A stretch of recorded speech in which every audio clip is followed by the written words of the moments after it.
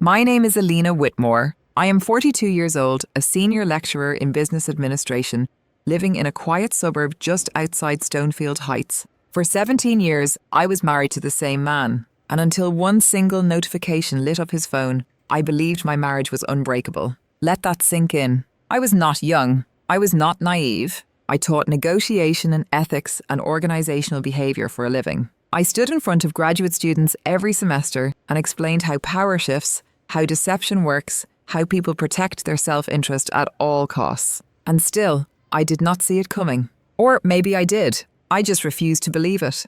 From the outside, Lucius and I looked perfect. That word again. Perfect. A 2-story house with pale grey siding, trimmed hedges, a kitchen remodelled exactly 3 years ago, 2 stable careers, no public scandals, no loud fights, annual vacations scheduled like clockwork. People admired us. Some envied us. What they did not see were the microfractures. The way he stopped asking about my day. The way his phone never left his hand. The way his shirts came home smelling unfamiliar. Not perfume exactly. Something softer, warmer, younger. I told myself it was stress. I told myself it was partnership fatigue. I told myself that long marriages went quiet sometimes. I was wrong. That night, Lucas was in the shower. The water ran steady and loud, filling the bathroom with steam. His phone lay on the nightstand, face up, careless.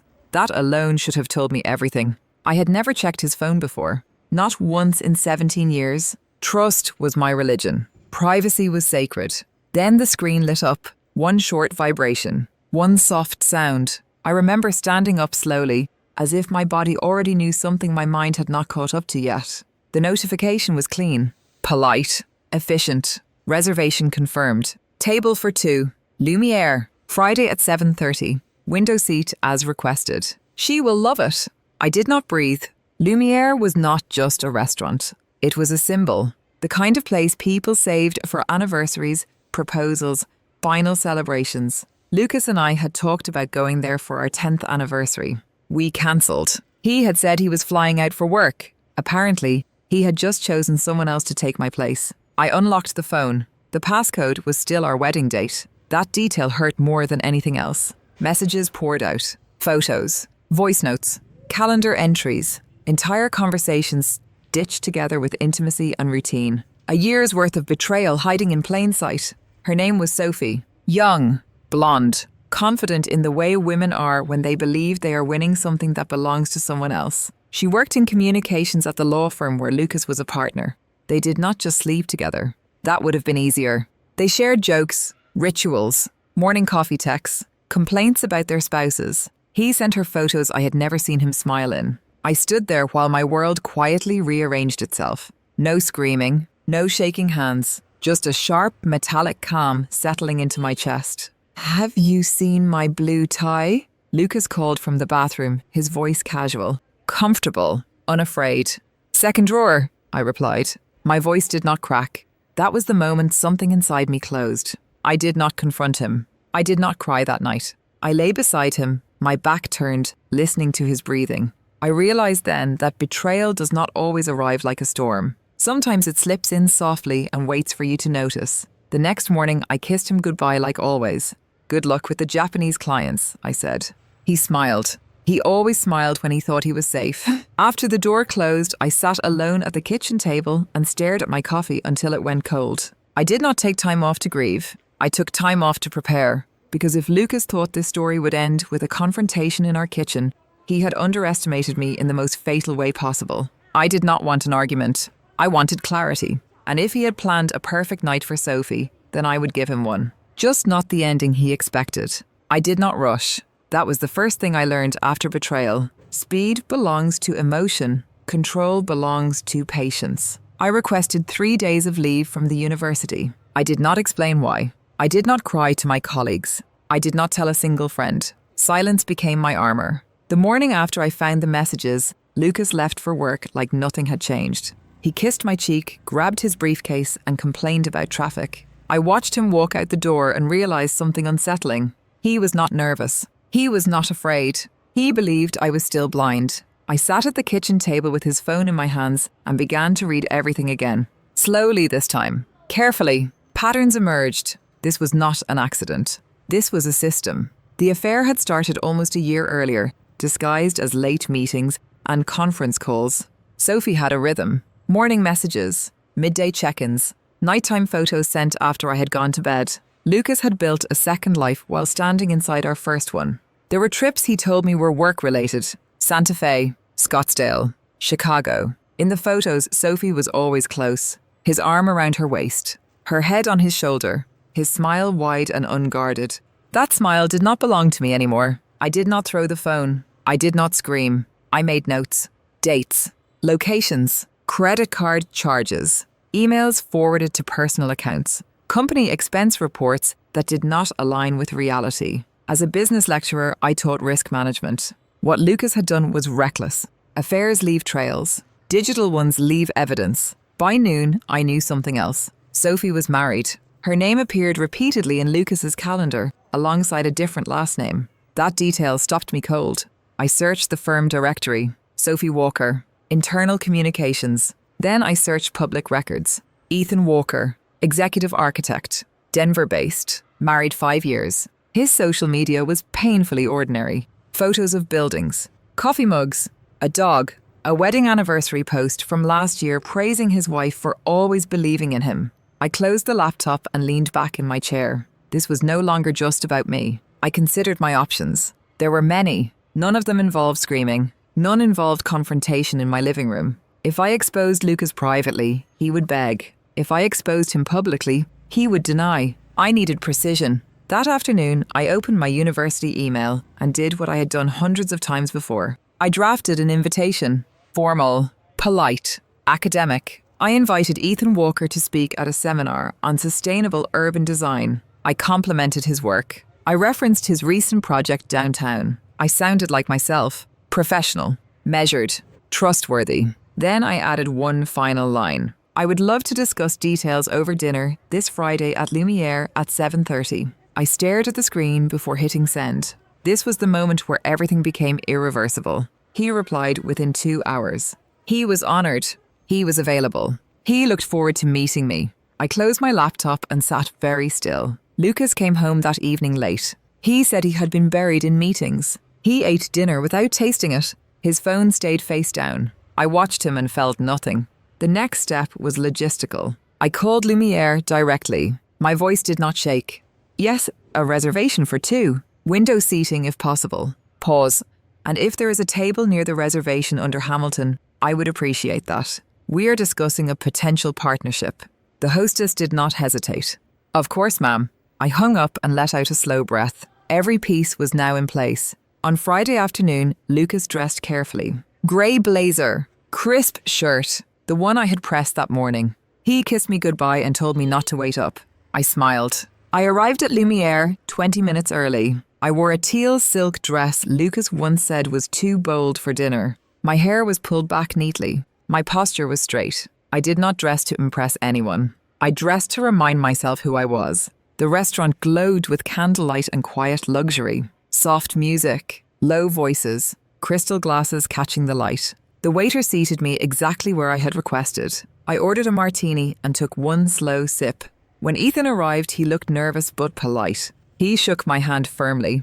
He smiled easily. There was nothing theatrical about him. We talked about architecture, about teaching, about work that mattered.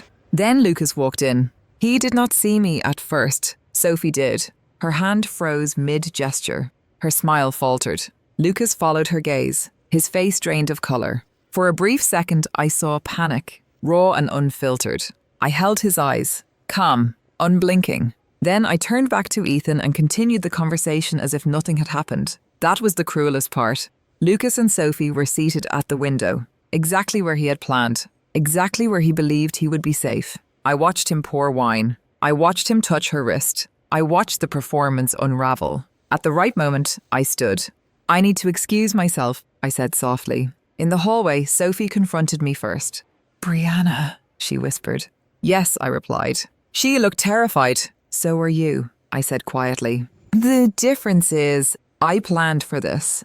I turned and walked back toward the dining room. Lucas was already standing. I called Ethan's name. He looked up, confused. I introduced everyone. The truth did the rest. I did not raise my voice. I did not explain. I let the silence work. When I returned to my seat, Ethan was still standing. His face had changed. Permanently. I signaled the waiter. "We will need a private room," I said.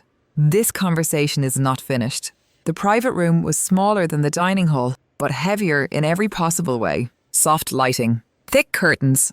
A round table set for 4. It felt less like a restaurant and more like an interrogation chamber disguised as luxury. I sat down first. Ethan took the chair beside me without asking. His hands rested flat on the table, knuckles pale. He had not spoken since I introduced everyone. Silence had hollowed him out. Lucas and Sophie sat across from us. They looked like students caught cheating on a final exam they thought no one would ever grade. No one touched the menus. No one reached for water. The door closed behind the waiter with a soft click, sealing us inside. Lucas cleared his throat. "Brianna, I can explain," he said. I raised one finger. "No," I replied. "You can listen." He froze. I leaned back slightly and folded my hands. I had spent years teaching executives how to read a room. This one was mine. "You received a reservation confirmation 3 nights ago," I said calmly. "Friday at 7:30. Window seat. Wine pre-selected. You used the company card again, Lucas." That was careless. Sophie looked up sharply. I continued. "You booked the Santa Fe Hotel under a work conference that never existed. You charged meals for 2 and listed them as client entertainment. You forwarded internal emails to a private account." Lucas's face collapsed inward, like a structure failing at the foundation. "I did not come here to hear apologies," I said. "I came here to end a pattern." Sophie started to cry. The sound was small, desperate. Ethan finally spoke. "How long?" he asked her. She shook her head, tears slipping down her cheeks. "I do not know," she whispered. "It just happened." "No," I said, my voice cutting clean through the air. "It was built. Brick by brick. Choice by choice." Ethan turned to her slowly. "You told me you were staying late for work," he said. "You told me I was imagining things." She covered her face. Lucas leaned forward, his voice breaking. "I never meant for it to go this far," he said. "I was lonely. We were distant." I laughed once, not loudly, not cruelly. "Lonely people talk," I replied. "They do not build parallel lives." He reached for my hand. I pulled it back. "Do not touch me," I said. "You lost that right months ago." The silence stretched. Then I reached into my purse and placed a thin folder on the table. Lucas recognized it instantly. "What is that?" Sophie asked through tears. "Consequences," I said. I slid the folder toward Lucas. "Copies of your expense reports," I continued. "Internal emails that violate firm policy. Documentation of personal travel disguised as business development. And a memo from an ethics attorney." Lucas stared at the folder as if it might explode. "You contacted my firm?" he asked, his voice barely audible. "I contacted the truth," I replied. "Your firm will do the rest." Ethan inhaled sharply. I turned to him. "I am sorry you had to learn this in public," I said. "But I did not want anyone to lie to you again, not even out of politeness." He nodded once. "I appreciate that," he said quietly. "More than you know." Sophie reached across the table toward him. He stood up immediately. "Do not," he said. That word carried more weight than any scream. Lucas pushed his chair back, panic creeping into his voice. "We can fix this," he said. "Counselling. Time. I will cut all contact. I swear." I looked at him carefully. 17 years collapsed into one exhausted man. "You already chose," I said. "I am just accepting it." I reached into my purse again and placed a hotel key on the table. "I will not be coming home tonight," I said. "I will return Monday morning. I suggest you are not there." Lucas stood up abruptly. "You cannot do this," he said. "You are destroying everything." I met his eyes. "No," I said. "I am stopping the destruction." Sophie sobbed openly now. Her mascara streaked down her cheeks. She looked smaller than she had at the table outside, smaller than the fantasy she had lived in. Ethan picked up his jacket. "I will be filing for divorce," he said to her. "Not because of tonight, because of every lie before it." He turned to me. "Thank you," he said again. I stood. The room felt lighter immediately, as if something rotten had finally been removed. I did not wait for Lucas to follow me. I walked out of the private room, through the restaurant, past tables full of people who had no idea a marriage had just ended 3 feet away from their dessert plates. Outside, the air was cold and clean. My hands shook then, just once. At the hotel across the street, I checked in without emotion. The suite overlooked the city. Lights stretched endlessly below, indifferent to everything that had just happened. I locked the door. I sat on the edge of the bed. And then I cried. Not for Lucas. Not for Sophie. I cried for the woman I had been when I believed loyalty was enough to protect love. Later that night, there was a knock. I looked through the peephole. Ethan stood there, coat buttoned, eyes tired.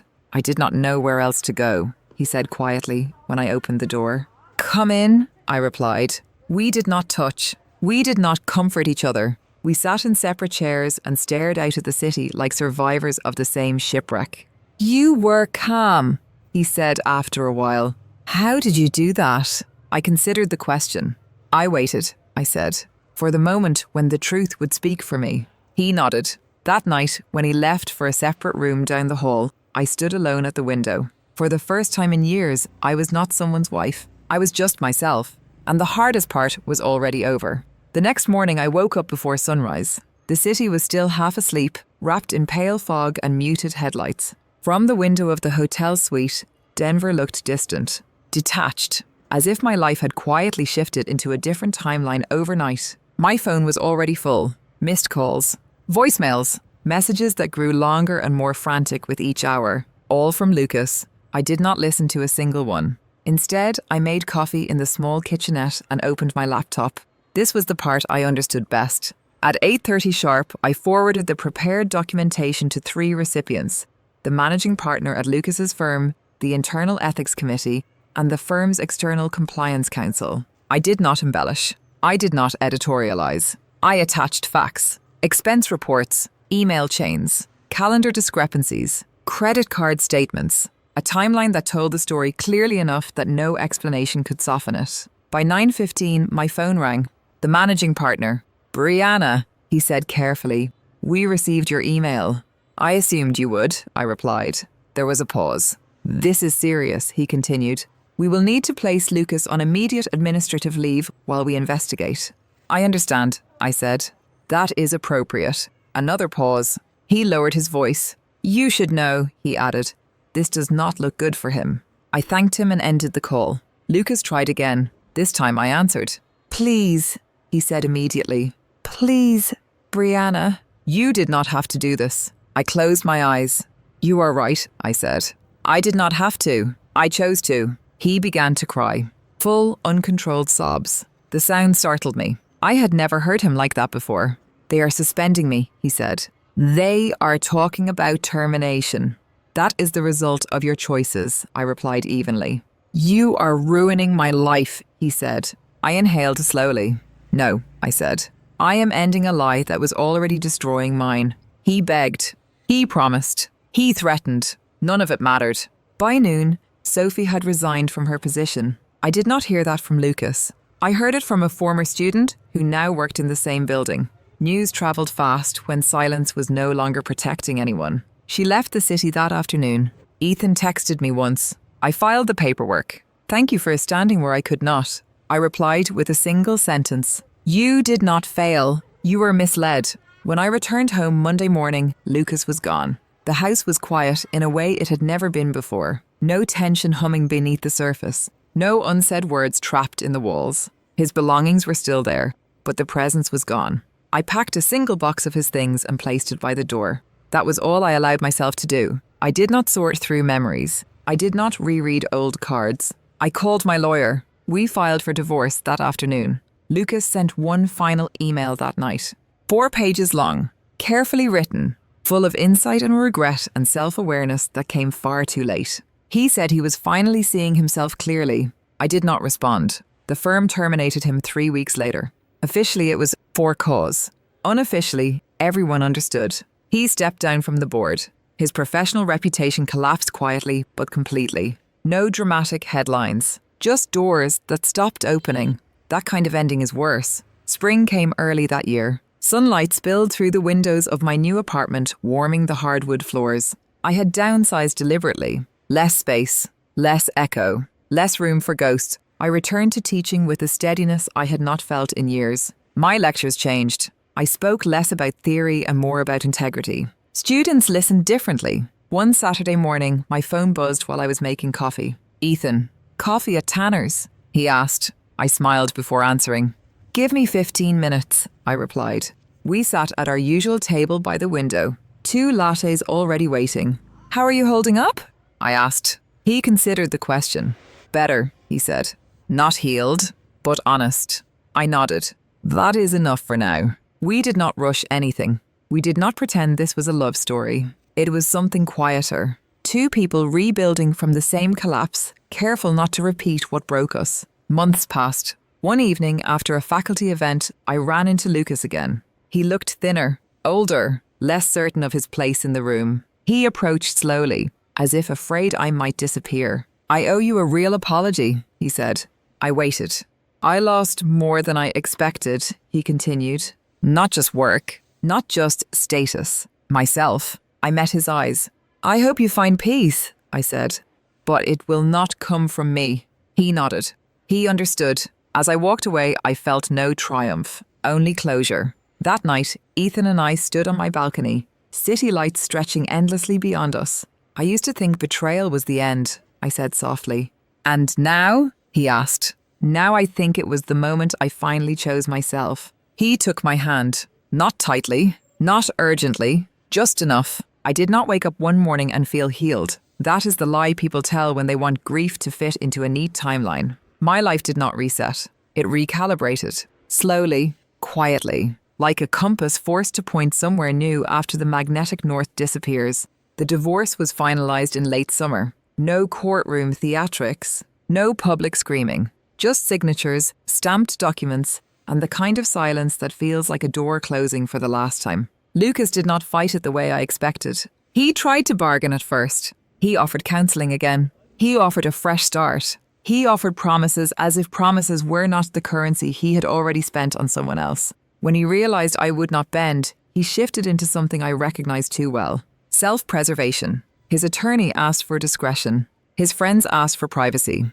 His mother called me and said, "Do you really have to be so harsh?" I did not argue. I just answered the one thing no one wanted to hear. I am not harsh. I am done. The real punishment was not the divorce. It was the aftermath of being exposed as a man who could perform loyalty while living a lie. Lucas had built his entire identity on being respected.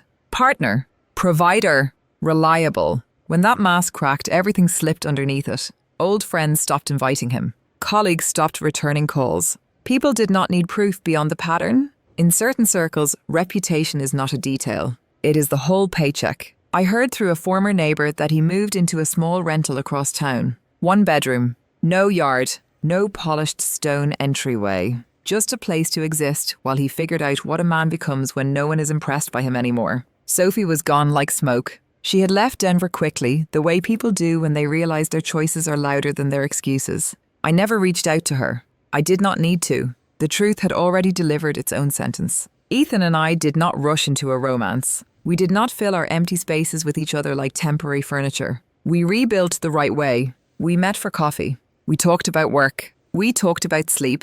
We talked about the strange feeling of walking into a quiet home and realising peace can feel unfamiliar at first. Some evenings we sat on my balcony with takeout containers and watched the lights of the city blink on one by one. No grand declarations. No dramatic vows, just consistency. The thing betrayal taught me was that love is not intensity. Love is stability. Love is what remains when no one is watching. 1 year after that night at Lumiere, I received an invitation I almost declined. A retirement celebration for Professor Martha Benson, my doctoral advisor, held at a downtown hotel ballroom. The kind of event filled with old colleagues, polite laughter, and carefully balanced wine glasses. I went because she mattered. I arrived early in a navy dress and my mother's pearl earrings. I held a small wrapped gift in my hand, the rare book she had once mentioned in passing. The ballroom smelled like roses and expensive perfume. Golden lights reflected off polished floors. People smiled and made small talk in clusters. Then I saw him. Lucas stood near the bar, thinner now, the grey at his temples more noticeable. He still wore a tailored suit. He still stood like a man who wanted the room to approve of him. But something vital was missing. Certainty. When he noticed me, his face tightened. He approached slowly, as if the distance between us carried weight. "Brianna," he said. voice rougher than I remembered. Lucas, I replied. My tone stayed neutral because neutrality is what you earn when you no longer fear someone. He looked at me for a long moment, then exhaled. I owe you an apology, he said. A real one. I did not invite it. I did not block it. I just waited. I thought losing you would be the worst part, he continued, eyes flicking down to the floor. But what I really lost was myself. I became someone I do not even recognize. I did not flinch. I did not soften. You made choices, I said, and you paid for them. He nodded slowly, like he had rehearsed humility, but still did not know how to hold it. I see that now, he whispered, and I hope you keep seeing it, I said, because I will not be the person who carries your guilt for you. His eyes shined, but he did not cry. Pride still lived somewhere inside him. And you? He asked. Are you okay? I answered without hesitation. Yes, not because I needed to prove anything, because it was true. In that moment, the ballroom doors opened again. Ethan walked in, scanning the room until his eyes landed on me. He smiled and my chest loosened in a way I did not expect. Lucas followed my gaze. Understanding crossed his face, followed by something close to acceptance. He looks like a good man, Lucas said quietly. He is, I replied. Ethan came to my side and placed a gentle hand at my back. The gesture was small, but it said everything Lucas never could without performance. We stood there for a brief moment, 3 people connected by one ruined story and 2 new ones. Then I turned away. Not dramatically, not triumphantly, just decisively. Later that night, Ethan and I danced once, slowly, beneath warm lights. No spotlight, no spectacle, just a quiet rhythm and the steady feeling of a hand that did not lie. As we left the hotel, the air outside was cool and clean. I looked up at the sky and realized something that surprised me. I did not hate Lucas. Hate requires attachment. I had moved beyond that. I squeezed Ethan's hand and heard my own voice, calm and certain. I used to think betrayal was the end. Ethan looked at me. And now? He asked. Now I think it was the moment I finally stopped abandoning myself. We walked to the car, not racing toward a fantasy, not running from the past, just moving forward. Because the truth is this, I did not survive betrayal by becoming harder. I survived by becoming clearer. I learned that forgiveness is optional, but self-respect is not. I learned that love without honesty is just a performance with a high price, and I will never pay that price again. So tell me the truth. If you were in my place, would you have stayed silent to keep the peace? Or would you have done exactly what I did, even if it set your whole life on fire to finally see the light?